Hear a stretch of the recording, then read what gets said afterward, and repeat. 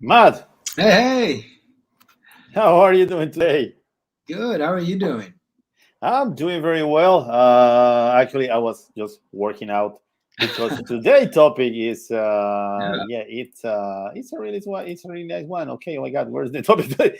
Yeah, today's topic is the what if curiosity is okay. Here is a muscle. You know, yeah, how do you work out curiosity, Matt? yeah. And it's funny because I'll do it after I'm going to work out after my body after this. We work out our curiosity here today. So you're an early workout guy, and I'm glad you had the earlier question on there from the last week about curiosity as a habit. It is Because indeed. I think in a lot of ways that's where this question comes from, or at least it's in my mind where it connects to is about, we talked about what if curiosity is a habit. Well, what are some good habits to have? And working out, exercising, moving your body is a fantastic habit. You see lots of people advocating for it, and I don't think anybody's argued against working out or exercising. Yeah, so it got me thinking even more and more.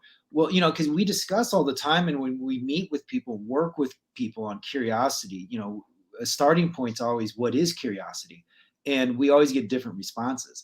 So it's fascinating that we can look at curiosity as both a habit and as a muscle. And if it's a muscle, go back to what are muscles? What do muscles do? Right? Like, how do you use your muscles? And then in what ways can we connect that to curiosity? Personally, I use my muscles at least in a couple ways to move around, right? To get from here to there. I'm gonna keep going back to that word that you brought up so long ago, intentionality, right? I use my muscles to do things very intentionally. But then when you think about it, and maybe it's because I'm married to a doctor and a scientist, but you also have another set of muscles that do kind of basic operations and dated, like, your lungs and your heart. Your heart's a muscle, right? So you also have these muscles that are on kind of automatic pilot.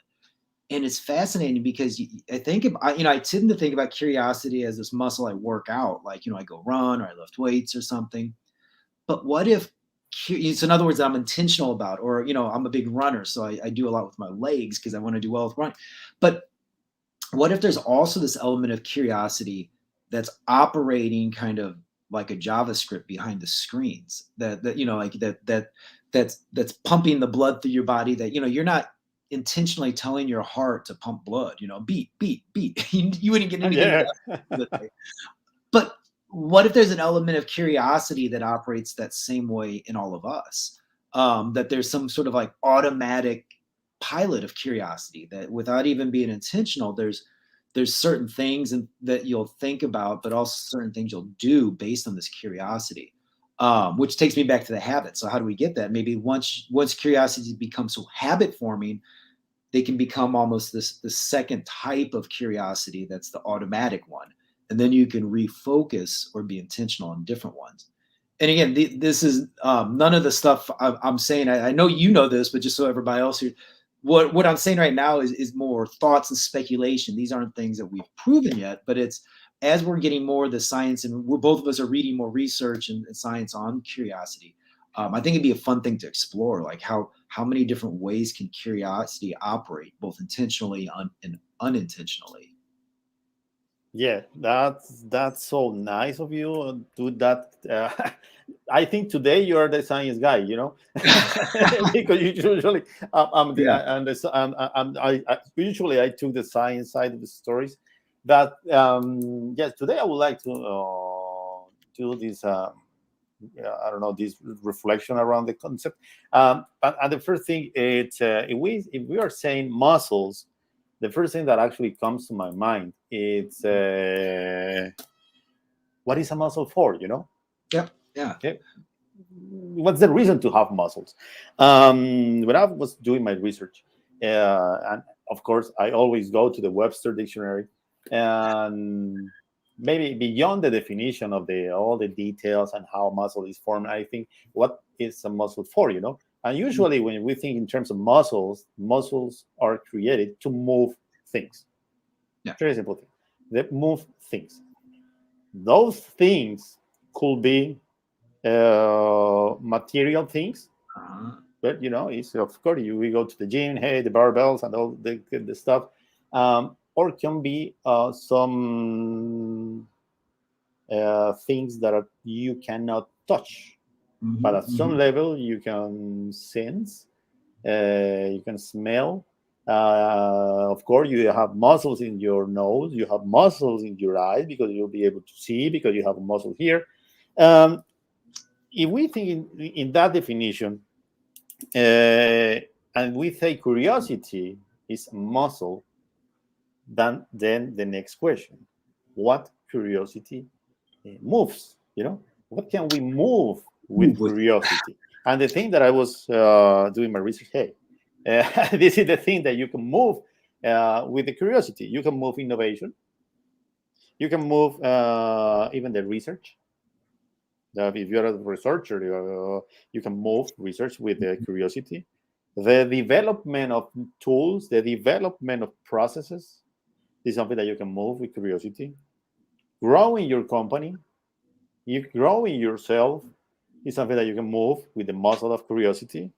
And the discovery of things. I think that's my favorite. And if you can move those things with curiosity, that we say, hey, it's a muscle. It's this. Now the next question is, how do I make this muscle powerful? And it's the thing that when you are working out, you need practice because you need to master your muscles. It's not just about how strong you are, it's how do you master your muscles. So you need practice. And the thing with practice will take you to another thing, that you need patience. Practice, and you need to be patient. What you need patience? What do you have to be patient? Because in the process of mastering something, patience is the thing that you have to apply if you want to grow. And then what? Of course, you need a plan. It's not that going to the gym, hey, and hitting all the the bars the same Just day. randomly. Just like, Yeah, oh, yeah. That thing that doesn't work. So you need a plan. Yeah. So what's my plan? And that you need to feed yourself. You need food. You need energy.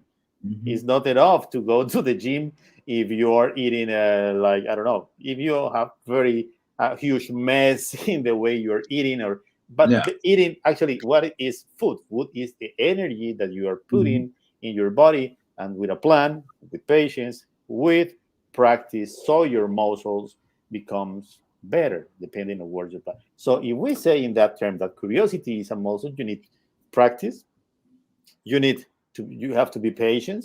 You need a plan, of course, and that's the reason we are sharing this thing with you guys that you're watching this video. And you need to consume things actually that will make better the process of curiosity. Matt, we have here I love cities in Cancan. Yeah. Curiosity, you love mountains, the power to Great do things. great things. You can move mountains, probably. I bet. Yeah, you're saying, what can you move with your curiosity? And that's a great. I wrote that down. That if curiosity is a muscle, what can you move with it? And yeah, you can move mountains with it, right? It really is whatever you put your mind to, which is fascinating about curiosity. Where typically with most of your muscles, it's for a dedicated purpose, right? But with curiosity, you can move, you can change every day, right? You can change a different mountain to move each day. Yeah, Yeah. Yeah, one of the I don't, it's not the latest. One paper from NASA actually in 2020, it's about moving a small planet that in like in 200 or 300 years Uh-huh. might be on track to hit our planet, you know? Oh, wow. So they don't know how. But they have to be very curious about discovering the things. So Yeah. basically, with curiosity, you can move even a small planet. I think it's an asteroid or something like that. Yeah. But because the size of the thing, I don't know if if you do comparison with Plato, it looks that it's It's bigger bigger than than a Plato. mountain, Yeah, right? it's bigger than a mountain. It's So bigger than a that mountain. But you know what? That's a great point, though. Is like, let's say this is coming straight for Earth. The first step, and not just the first step, but in all honesty, the first step, several steps, would be curiosity. Well, what if we try this? What if we did that? What if we did this? Could we do this? Where do we look for solutions? Who do we ask? Right? It, and again, normally we just do this kind of at random. But imagine if there's more intentionality. Going back to the word, with how we went about this search. So instead of just throwing curiosity at the wall and seeing what sticks, what if when there were problems big or small, whether it's like what you have to wear to school today, or there's an asteroid going to crash into the earth, what if you could approach all of that using this curiosity as a tool to get you there? Yeah. yeah, with the intention, And the intention of, yeah. yeah, you need a plan Yeah, exactly. because yeah, if not, it's just random effort that Mm. Yeah, maybe random efforts will take you to somewhere because at the end, I recall one of our shows. I would say a couple months ago. Every action Mhm. produces a reaction, you know, Yeah. and a result. So basically, even if you're in a random things, you are producing results. But if we are talking here about curiosity and training the muscle, so it's quite desirable, you know, to Mhm. produce result at least on the framework that you think that you can produce the result. So basically, that's why you need a plan. It's not that you have to stick to the plan and Oh that's all. no, No, cool. no, you can change the plan, and this is the thing that when you are working out, but it's not that you have to change the plan every single day. You know, Yeah, yeah. yeah, Well, at I was some just point, the yeah. adjustments. You know, you say, well, that And now I was just going to say that's about the plan. Is it sounds counterintuitive sometimes. It's like, wait, how are we going to use curiosity and have a plan for a future that we don't know? But that's a beautiful thing about curiosity based thinking, is that we're teaching processes, and those processes become your plan. In that, no matter what happens, you have a process to follow to provide you with a guide or a pathway that can lead to greater or more detailed plans along the way. But yeah, the idea is that everything shouldn't be a complete surprise or a complete out of unpreparedness. yeah. So we have here this comment. Yeah, I love this comment. yeah. Curiosity means what can I do? So you ask the why questions. Exactly. Yeah. Yeah, this is part of a process, and this Mhm. is part, for example, the process of the what to wow. You know, Yeah. yeah, what can I do? And Do then you ask the why questions, and it will take you to the wow. well. That's what we are saying here. So And in basically, doing so, you'll have your plan. That's the whole. Yeah, that's the idea. You start with. yeah. For example, just to put some context, the what to wow is the plan. Yeah. Yeah. So basically, and That's. the I more mean, we definitely teach it as a plan for people yeah, to use, for sure. Yeah, definitely. and this is something that if you want to be better, if you want to improve, so it's about exercising with patience, with a plan, and of course, remember the food. You know. Well, I'm glad you brought the food, because that's the other thing that I noticed, both when I started, becoming a regular exerciser, but particularly when I became a runner. I noticed how it wasn't even as much what I wanted to eat or not, but what my body would allow me to eat and run. Or you probably understand this without getting, and I'm sure everybody goes through this, where they become kind of interconnected, where you start eating foods that you realize make you a better runner, and then when you run, you're hungry for different foods, and so on and so forth. But the same with curiosity is that once you're curious about something, now the food in this case, I think a lot of times you know, it could be videos, it could be books, it could be usually a lot of books and articles and everything else.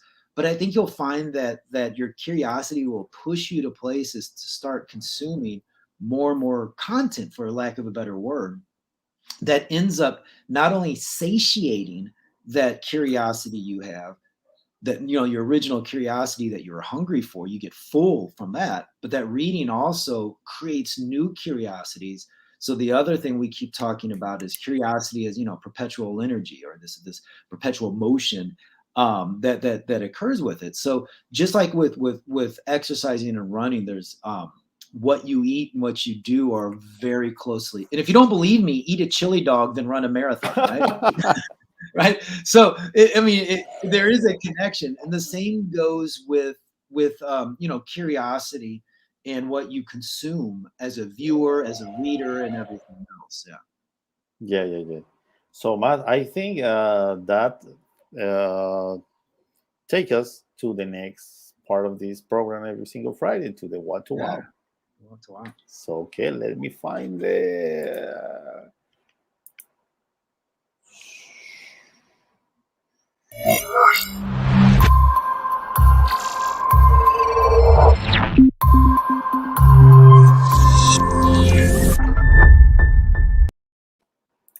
Okay, now we are here. So the one to wow. So what if curiosity is a muscle?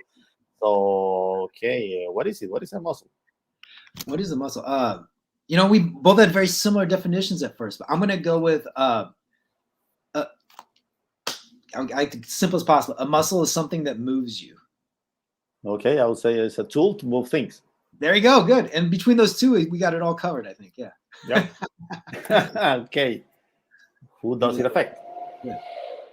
I'm gonna keep. I'm a user centered today. The muscle affects the it affects the person working it out. I'm gonna stick with the user. The muscle affects most. I'm gonna put a most in there. It affects most the person who's working it out. Yeah. Okay. And besides the person, I would say it affects the trainer as well. Interesting. It affects the trainer as well.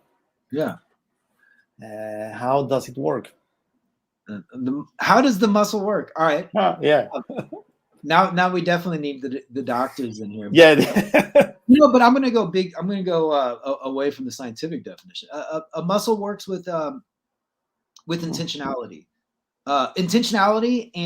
and or purpose. Because I mentioned, like, you may not be telling your heart to beat, but it has a purpose, right? So there's a intentionality or purpose is how muscles work. Okay, so There's something pushing them. Yeah. Yeah, I cannot avoid to be the engineer here. So basically, I would say, how does it work? Is transforming the energy into movement. Oh, nice. So it's a transformation process. I like that. Yeah. You know what? Where do muscles happen? I'm gonna steal from you here. Muscles happen wherever you want to move something. Yeah, no, I'm gonna stick with that. but even though I think they're from the person, it is where you want to move something. It's hard. Yeah. Yeah, totally. So when you want when muscles are for when you need something done. In the short, it's to get things done. I think everywhere where no, it's not everywhere. Every time, actually, that life is present. Oh, nice. Nice. I like that. Ooh. Why do muscles? All right. Why do muscles matter? Muscles matter because muscles matter because there would be no action in life without them. Yeah, because without muscles, will be no movement at all. Yeah, no movement. Yeah.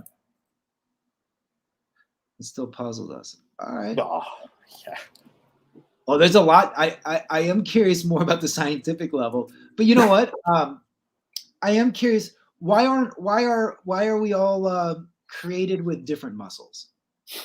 You know what I mean? And I'm saying that meaning I think we're created with well, maybe this is my question instead. Are we created with equal or different curiosity muscles, right? Because we're all, I mean, look, neither one of us is born with the same muscles as Arnold Schwarzenegger, right? No, Or no, definitely on. not. But are we created with the same curiosity muscle or not? I don't know. I've got theories, but no, I don't know.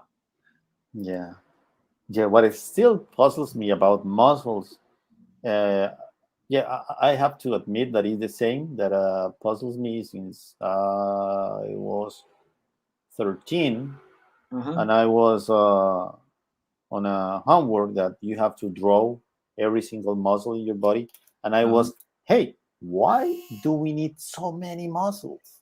You know, that's a good. I still don't know. That's a great. Yeah. Wow. Yeah, what's the Wow. opportunity here of the muscles? Well, what if we're only barely using our muscles? I guess is my thought and my statement, right? Like both collectively as humans, but you, whoever's watching this, what if you're only using, they used to say like, you're only using like 10% of your brain and all this. And that's not even true. That's like for a movie, right? But what if Yes. there's something similar about that with your muscles? Like what if we're underusing our muscles? Like what if we can get more from our muscles? I think, yeah, it'd be pretty remarkable. Yeah, I think the wow here and the opportunity is that you know that you have so many muscles and that curiosity have so many moving parts Yeah. that it's a big opportunity for the discovery process. It's for the discovery process itself. You know, it's a huge opportunity. There are many muscles. So if you train, you practice, and you got a plan, for sure you will be in the discovery of many, many, many things that you don't know that you can do with your curiosity.